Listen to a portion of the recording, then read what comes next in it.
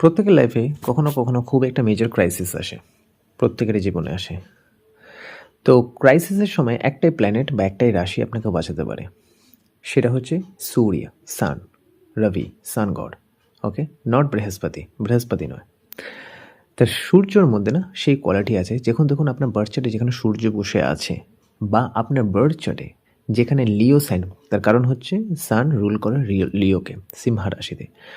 ওই house related যখনই আপনার লাইফে প্রবলেম আসবে বা যখন কোনো ক্রাইসিস বা সাডেন প্রবলেম আসবে, একটা ডিভাইন হ্যান্ড বা ডিভাইন ব্লেসিংস আপনার উপর সবসময় থাকবে। যে ওই যে অনেকে বলে না যে মরতে মরতে বেঁচে গেলাম, বা আমি এখনই শেষ হতে যাচ্ছিলাম, আমি সামহাও এসে কেউ বাঁচিয়ে দিল। এই যে কেউ এসে বাঁচিয়ে দিল বা কোনো একটা ডিভাইন লাইট বা ডিভাইন ব্লেসিংস বা এমন একটা গড গ্রেস যেটা আপনাকে, সে যাকে হচ্ছে ডাউনফল থেকে আপনাকে বাঁচিয়ে নিতে পারে বা তুলে নিতে পারে, সেটা হচ্ছে সান প্লেসমেন্ট।